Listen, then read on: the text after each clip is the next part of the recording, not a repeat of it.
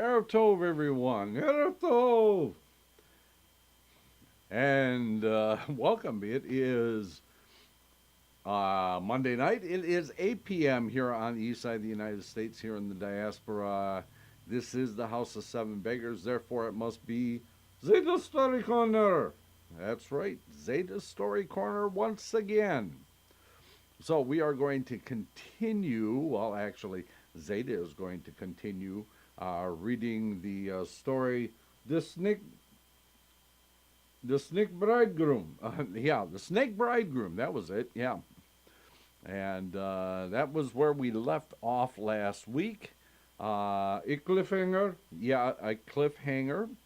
So let's see who we have in the chat room. We have Shoshi and Shlomo, I assume. Miles, Veronica, Guy, Marshall, Kelsey Lynn, and Mary. Good to have you all here. And it was kind of looking like nobody was going to show up. I mean, we were getting ready to go on the air, and then all of a sudden, Shoshi showed up, and yeah, it's lightly attended. Yeah, yeah, very lightly attended right there at the beginning. So, so anyway, let us get you on your camera.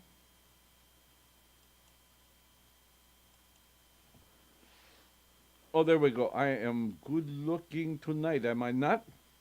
Okay, well, don't hurt yourself patting yourself on the back there. So, yes, we're going to continue with the story, The Snake Bridegroom. And just to refresh everybody, remember that there was the rich man who wanted to have a child, and the went to the Rebbe and asked him, and the Rebbe said, yeah, but if you have a child, you must have at all times 27 servants around him. Well, as the story goes along, things are going pretty good, and the wife starts dismissing the servants a few at a time, and then eventually she dismisses them all except for one. And then finally, she dismisses all of them. And then one day, the child falls out of the crib, and there's nobody there to catch him. And when he lands, he turns into a snake of all things. Okay, so I see Steve has joined us. Good to see you, Steve. Okay, so he goes along and he disappears for a while, and his father give him tefillin and so on and so forth, and then he's going to get married and so on and so forth. So we are going to pick up this story a little closer to where we left off, because we want to give everybody a chance to kind of remember where we were last week. And then we go on from there. So we back up a little bit. And sometime later, the bride's parents paid her a visit. They found her living in fine, clean rooms. The mother said, I am really curious to see what your husband looked like. And with all her daughter's knowledge, she hid in the young couple's room when night fell. All at once, there he was. When he took off his serpent shirt, the mother could see how handsome he was. She snatched up the shirt and burned it. And with the lighted match, she's still holding the match, she tried to see his face. Well, furious, the young man turned to his wife. He broke his wedding ring in two, handed her half of it, and said, because of what she's done, I must leave you. When the two halves of the ring are united again, I'll return. And then he was gone. 9 months later, the young woman gave birth to a beautiful boy. When he was 6, she sent him to Cheder, where he turned out to be exceptionally bright. But the other children teased him, saying, "Your father is a snake! Your father is a snake!" The boy asked his mother, "Why do the children say my father is a snake?" "Never mind what they said," she told him. "Your father is a tall, handsome man." The next day, when he came home from school, he found his mother weeping over her half of the broken ring. He asked why she was crying. She said, "Your father promised to come back to us when the two parts of the ring are united." Hearing that, the boy said, "Then I'm going to look for my father." He took his siddur, his prayer book, put his mother's half of the ring inside it, and he started off. And I believe that is where we left off last week. So we pick up here. On his travels one evening, he was reciting his prayers at the inn. He heard someone else saying prayers beneath the floorboards in his room. The next morning, he left his room, and while he was gone, his father came out from under the floorboards. Seeing the boy's siddur, he looked into it and found the other half of his wedding ring. He closed the book and hid in the corner. And when the boy came back, his father watched him wash his hands and heard him recite the bracha. Then the tall, handsome man stepped forward and said, "Tell me, my boy, where are you traveling?" "I am searching for my father," replied the boy.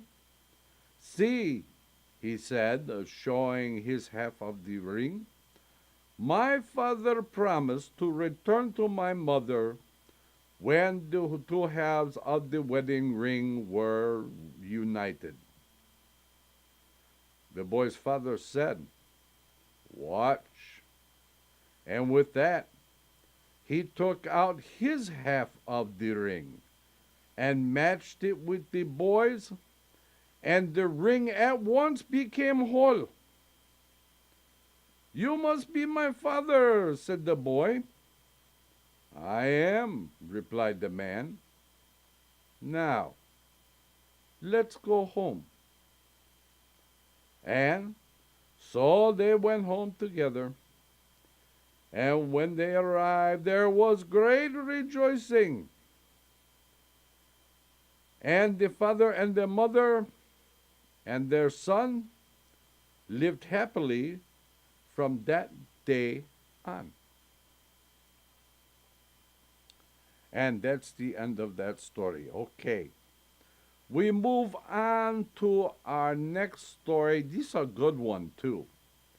The Princess and Vanke, the shoemaker's son. Can you guess how this starts? Okay. Once upon a time, there was a king and a shoemaker. Now, the king had a daughter, and the shoemaker had a son. And the children went to the same school. As it happened, the princess was a very poor pupil, and Vanke, the shoemaker's son, was the best in the class. The two of them played together and studied together, the boy helping the princess with her studies, and in the course of time, they fell in love. One day, the king, wanting to see how his daughter spent her days, rode to the school.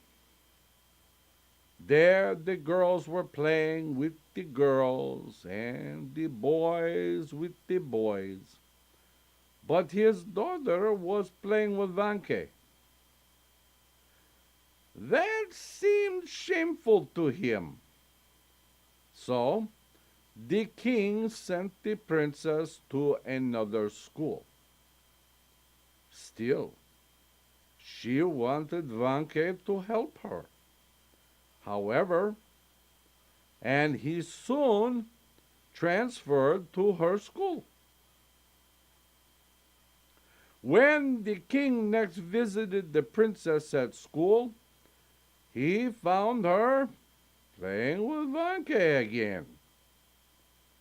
So he took her to a school in another city and left orders that no other children were to be admitted.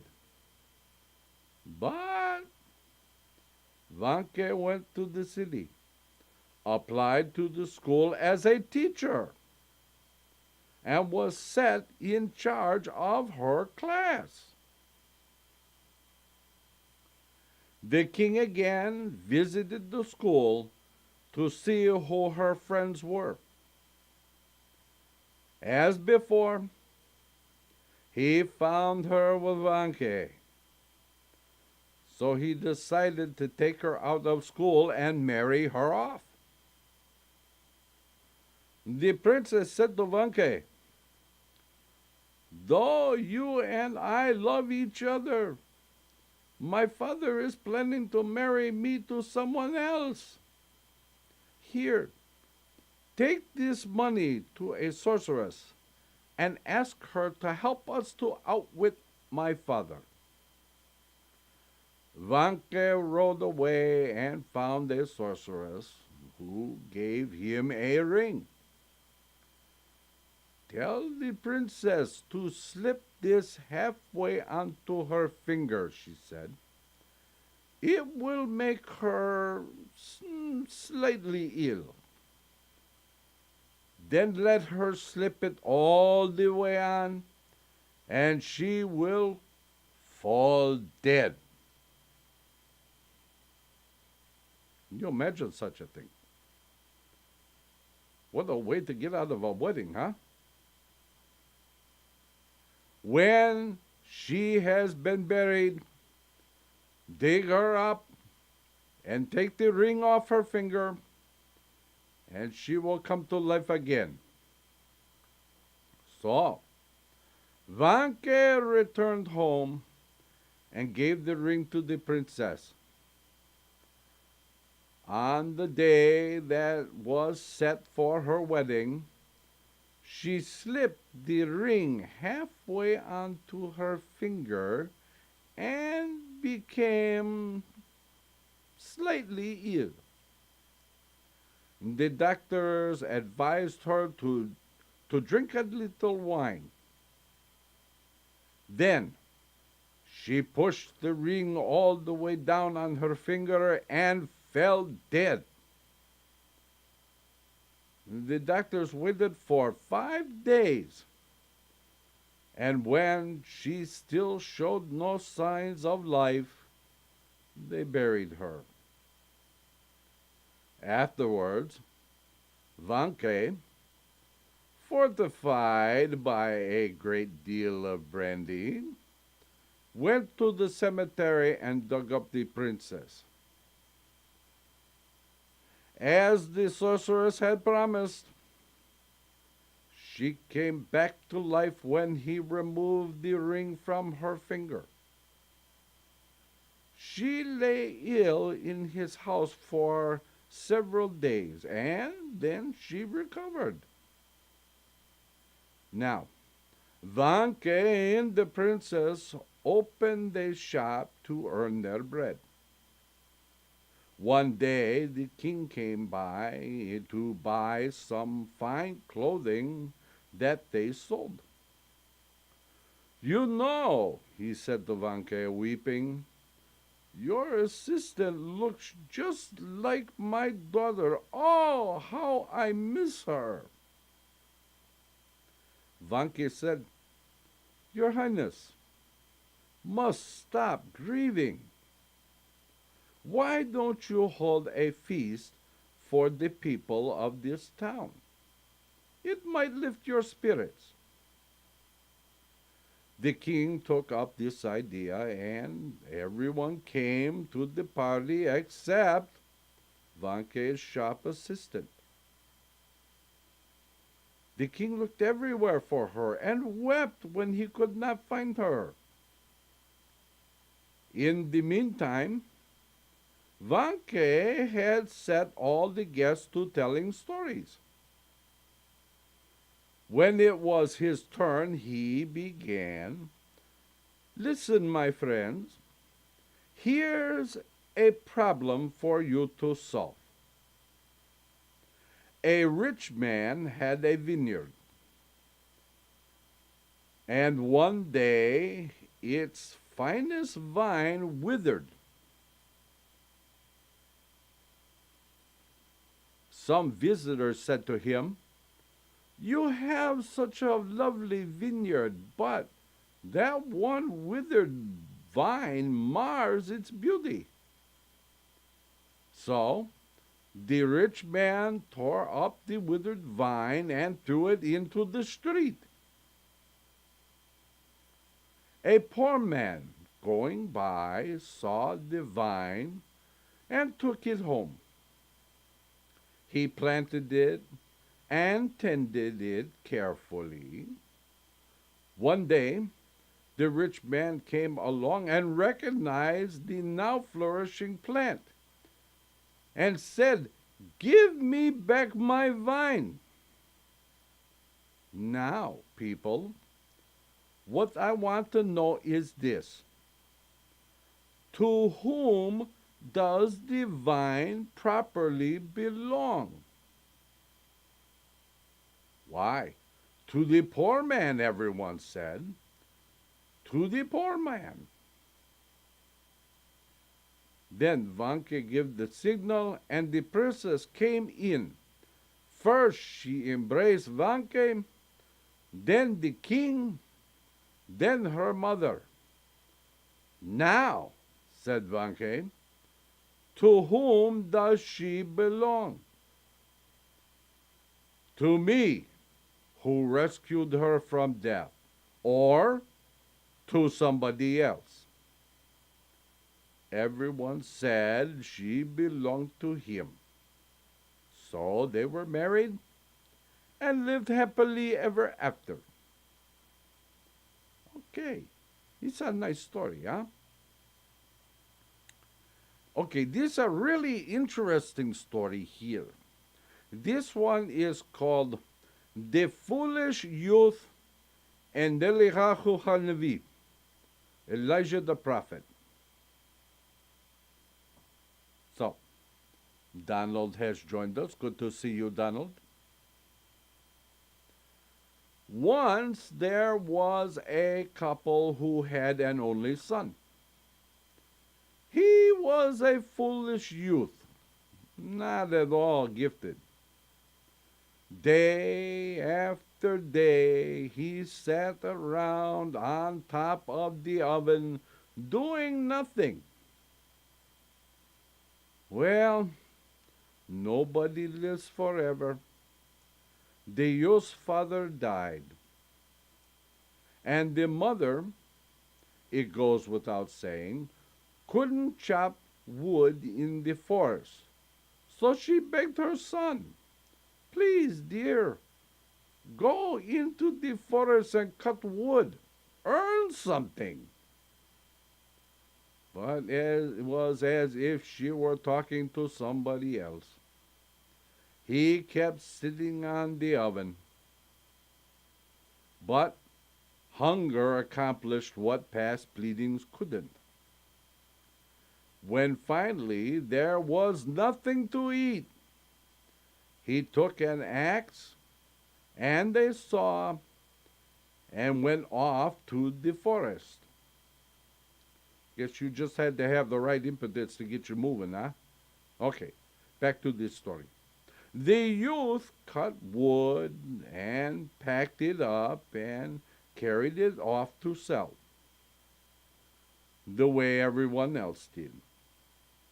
As it turned out, his customers were very pleased with him because no matter what the size of the bundle, he didn't charge more than 1 gulden for it. He wouldn't take any more. That's how foolish he was. Well, one day when he went into the forest, there was no more wood to be found. He was leaning steadily against a tree when a poor man went by. The man was Eliyahu Hanavi, Elijah the prophet. Elijah thought, I really ought to give him something to bring him luck and make him happy. So he pronounced, May whatever the boy says come to pass. Then the prophet went on his way, as Elijah is known to do, eh? The foolish youth, standing beside his tree, said, Ah me, if only this tree were to fall. He had no sooner spoken that the tree fell. The boy looked about.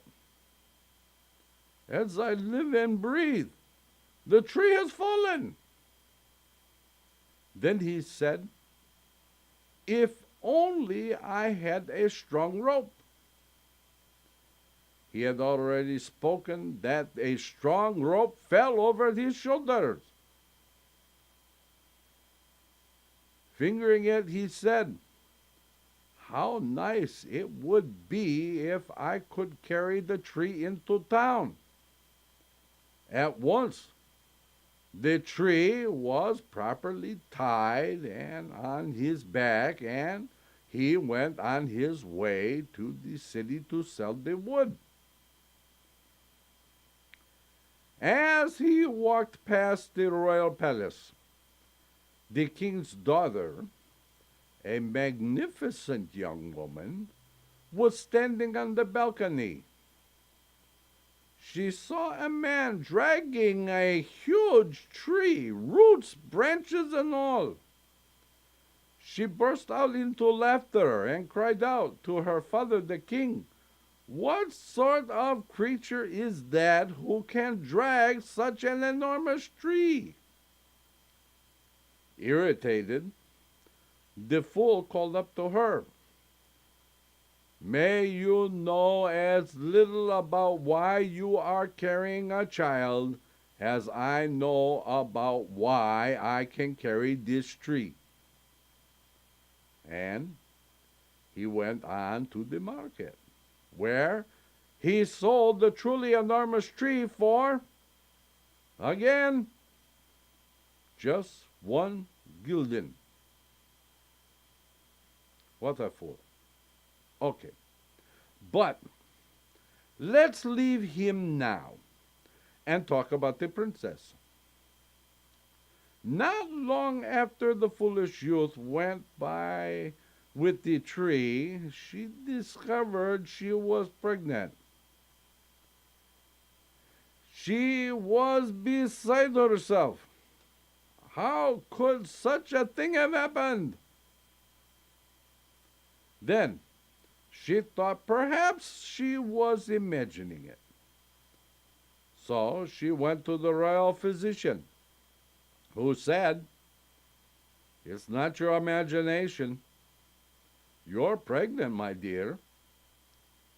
She swore that she had no notion how or by whom that could be. And the physician replied, a fact is a fact. You are pregnant. When the king and the queen learned of it, oh my, what a stir! But a fact is a fact. At the end of 9 months, the princess had a son.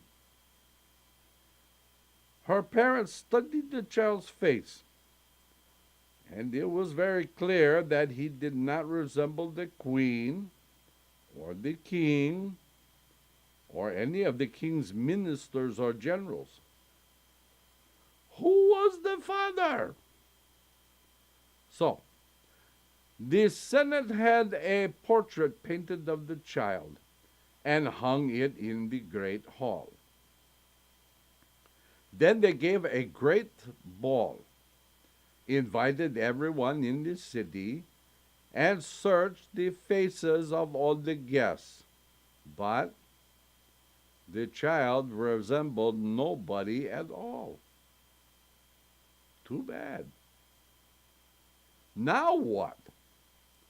Well, one of the senators had an idea. He said, perhaps there's someone who didn't come to the ball. And it turned out that there was such a person, the foolish youth. So they looked for him and found him on top of the oven. We're having another ball, they said. Please come. I don't care for dances, he said. So they brought him back by force to the palace, where the king and the queen looked closely at his face. He was just like the child. They turned angrily to the princess. Is this the fellow you've been with? She said, who? What? I have no idea who he is. Well, to make a long story short, too late. To make a long story short, the king would not believe her, and he condemned her to be exiled. She and her child were put on board a ship together with the foolish youth, though he was shut off from them by a stout wall. The ship was supplied with food for a year, towed out into the open sea, and set loose, with no helmsman, no sailors, no one. So, we are halfway at our time now. We are going to pause and we are going to take our break. And when we return, we shall find out what happens to the princess, the child, and the foolish youth. So, everybody, please stay tuned. We'll be back in 6.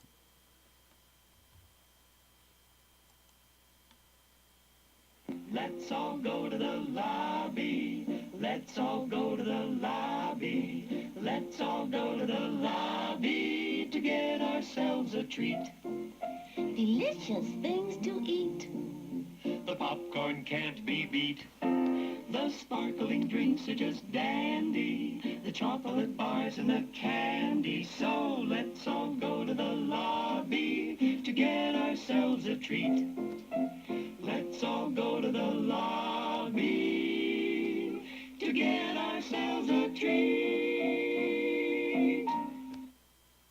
It's intermission time, folks. So hurry, hurry, hurry. Step right over to our refreshment center for the most extravagant array of refreshment goodies ever assembled under one roof.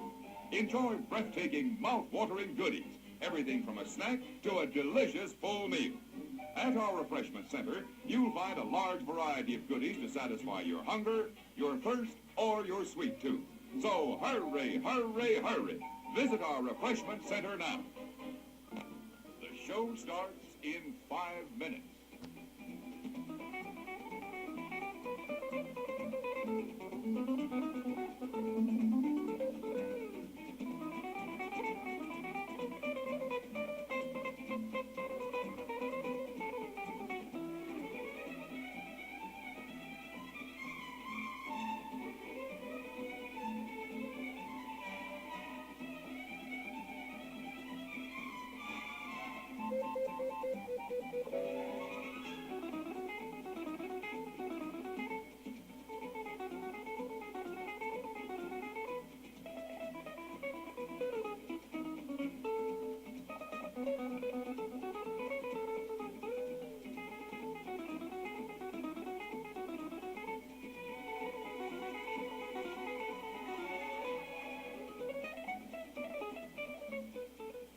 The show starts in 4 minutes.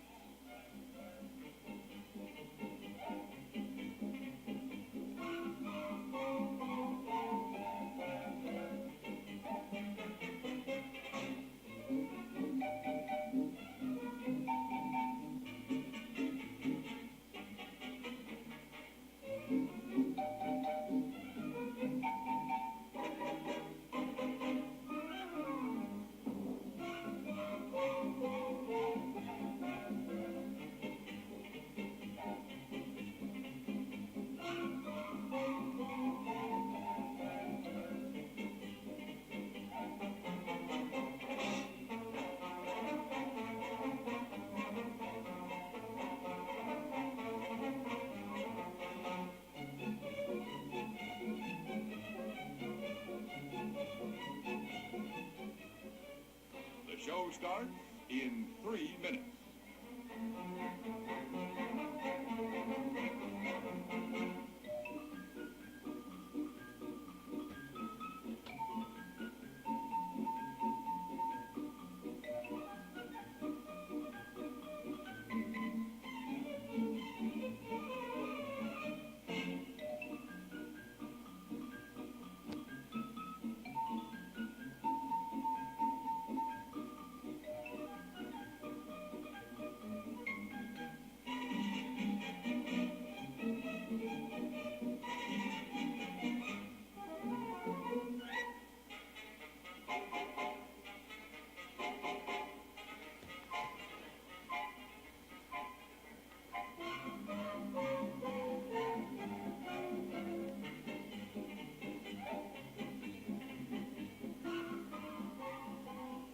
The show starts in 2 minutes.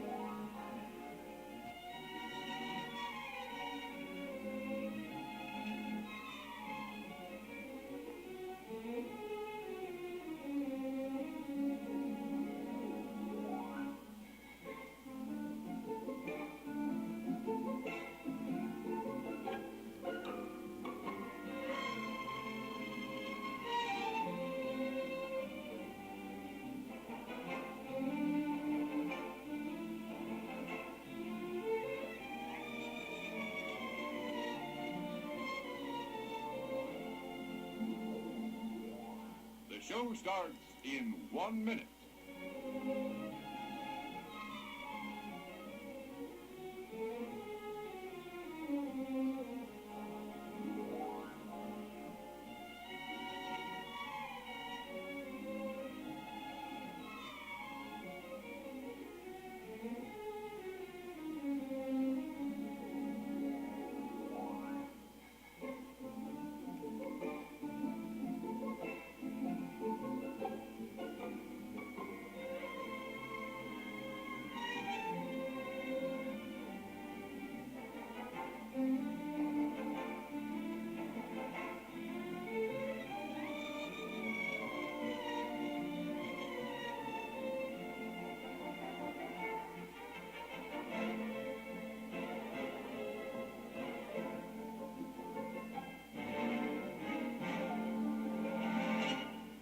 And now, on on with the show.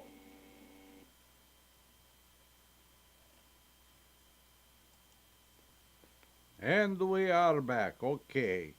I see John has joined us. John, I don't know, have you been here before? If you have, good to have you back. If not, we're glad to have you here and hope you come back often. And I see Miriam has also joined us. Good to see you again, Miriam. Okay, so we left off with the princess and the baby and the young fool being set loose on the ocean in a ship with no helmsman or sailors. So let us find out what happens to these poor people. Okay, so the ship drifted for about a year, and the fool just sat where he had been put. He had food after all, but when there was nothing more to eat, he grew hungry. He looked about and saw that there was a thick wall enclosing him. "Oh," he said, "if only there were a hole in the wall." Even as he spoke, a hole appeared. He looked through it and saw the princess. She asked, "How did you manage to make that hole?" He said, "What makes you think I know how I did it?" She said, "Well, if you make the hole larger, you can come over to me." He said, I don't mind. Let the hole be larger." And the hole enlarged, and he climbed to it. Now, the princess was nobody's fool. Unlike the young man, She knew that a youth who could make a hole with his words instead of tools was no ordinary man. And she had been thinking about her pregnancy, about the youth with the tree who passed by, and about his words to her. She was beginning to understand. So, she suggested, "Why don't you say, let's land on the shore?" He said, "Well, why not? Let's land on the shore." And as soon as he had spoken, the ship pulled up to shore. After they had debarked, she suggested, "Why not say that you want a palace exactly like my father's?" So he did. And at once, a palace exactly like her father's stood before them. Then she told him to say that he wanted costly furnishings, and soon they lacked for nothing. And so the princess and the foolish youth lived as happily as birds for a while. One day, she suggested, "Why don't you say that you want a bridge leading from here to my father's palace?" The moment he spoke the words, a bridge extended across the ocean right to the king's palace. The king, when he learned of the bridge, commanded his servants to harness horses and his coach. "Let's see where this bridge leads," he said. So 4 horses were harnessed, and all the ministers, the generals, the servants got into the coach, and the king and queen. and they rode off across the bridge. They rode, and they rode, and they rode some more, until they arrived at the other shore,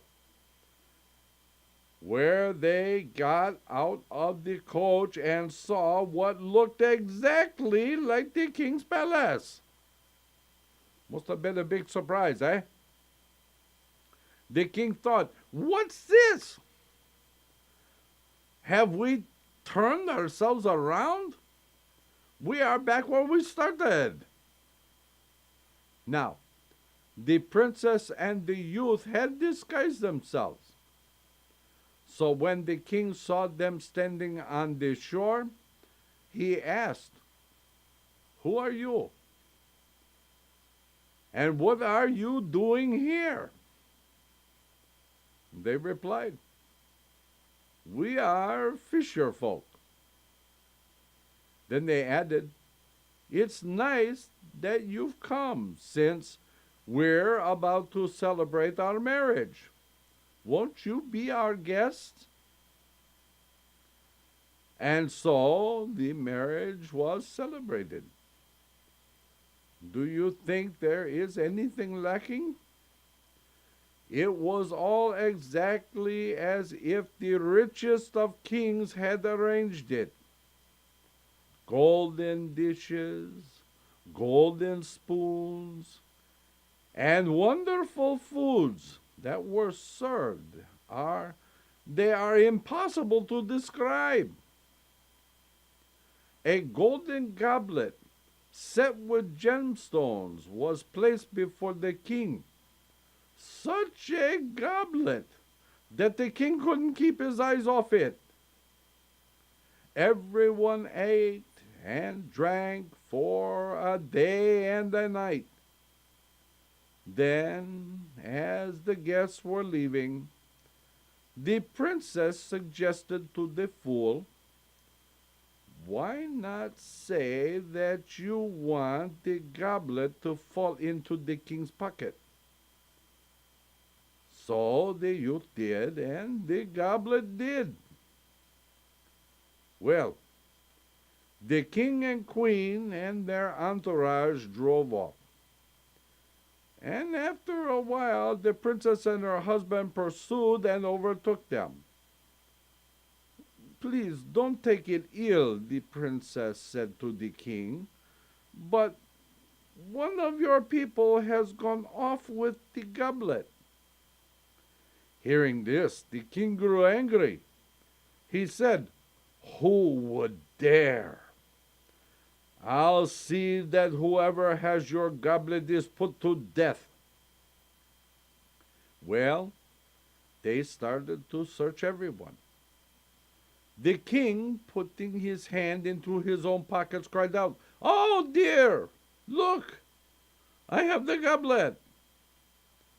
Everyone turned to stare. The king could not possibly have taken the goblet, and yet he had it. The princess said to the king, "Do you see? Just as you have no idea how the goblet got into your pocket, so I have no idea how I got pregnant." At first, the king did not understand. But when the princess and her husband removed their disguises, the king flung himself into her arms, and they embraced. Oh, what a jubilation there was! They all got into the coach and rode home to the king's palace. As for her husband, the fool, the king and the queen had him educated and turned him into a proper gentleman. And so, from that time on, they lived happily ever after. And that is the end of this story. Okay. Now, this next story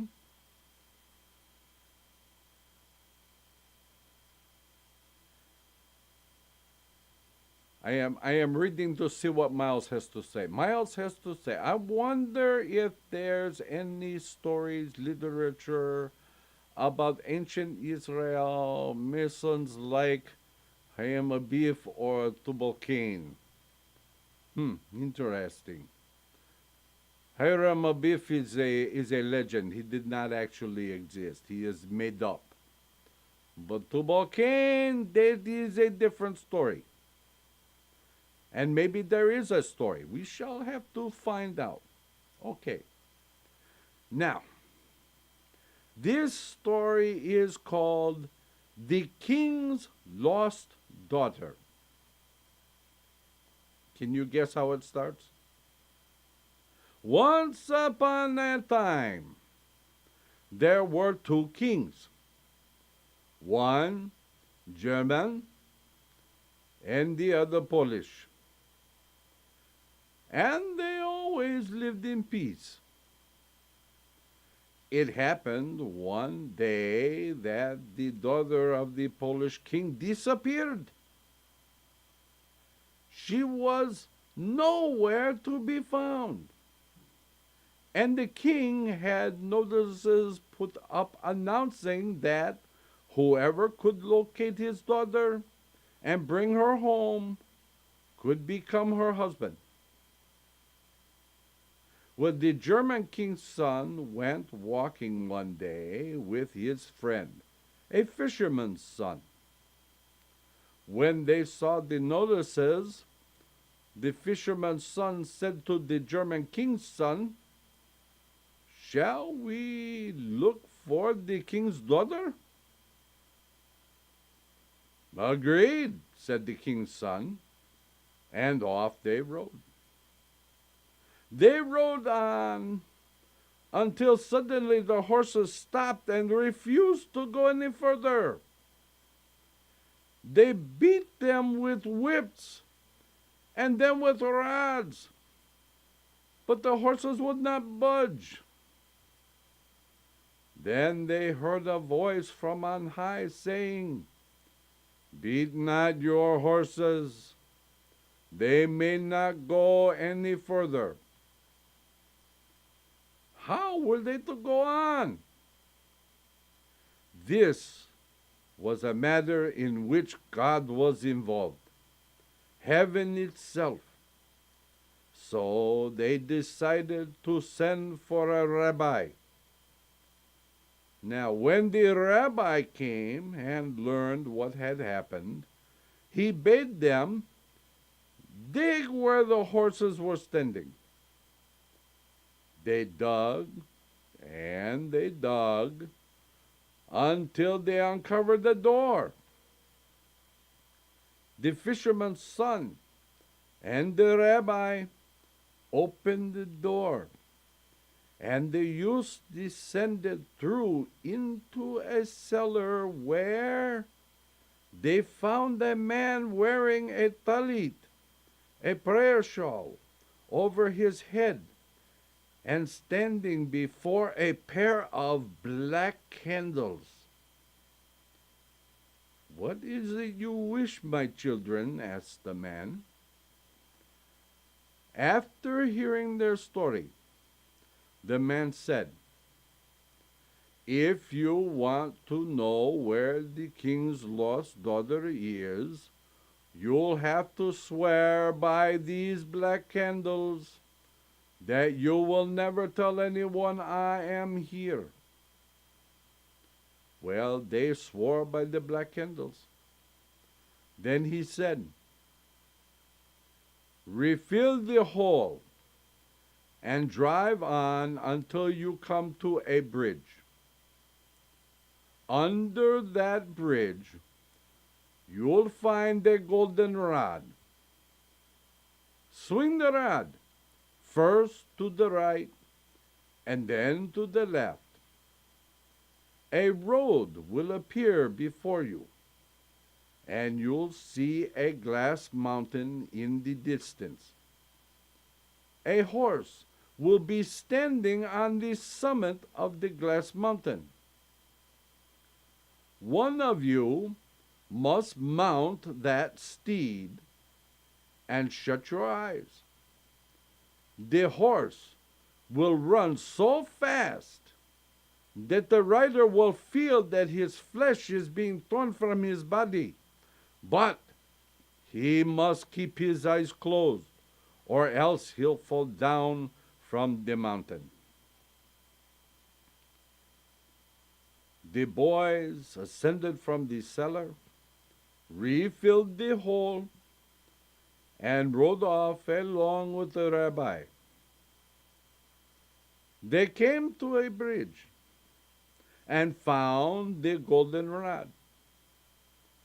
The rabbi swung it back and forth, just as he was told, and a road opened before them, leading to a glass mountain, with a horse standing at the top, just as the old man had told them.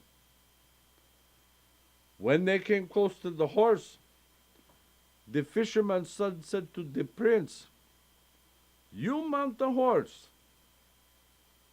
But the prince replied, "I'm scared. You do it." The fisherman's son climbed on the horse and shut his eyes, then felt himself flying with the speed of the wind. Finally, the horse came to a stop beside a hut. The youth dismounted. Through the window of the hut, he saw the princess tied to a bed, while a red-hot oven glowed. And he saw a witch getting ready to throw the princess into the fiery oven. Without a moment's thought, he leapt into the room and so surprised the witch that he was able to kill her very quickly with his sword. He flung the witch's body out of the hut, and it tumbled down the mountain and fell at the feet of the young prince, who was still standing there waiting for them. The prince thought that it was the king's daughter, and that the fisherman's son had killed her. He grabbed the body, mounted his horse, and flew like the wind back to the Polish king, and that is where we are going to stop for tonight. You know how much I love a cliffhanger. Okay. I see Claire has joined us. She has been watching. She just couldn't post. Okay. We're glad to have you here, Claire. Okay. So we are going to stop another cliffhanger just to make sure you come back next week. Okay. I want to thank everybody for being here this evening. I hope you will return to be with us next week so you can see how the rest of the story turns out and hear some other stories. Don't forget, on Wednesday is the Torah study with Rabbi A and Reb Reuven. Hopefully Reb Reuven will be back with us. And don't forget that Friday night at 8 p.m. is Kabbalat Ma'ariv Shabbat service. And Shabbat morning at 10 a.m. is Shacharit and Musaf. Until then, my dear friends, we will say, Laila Tov.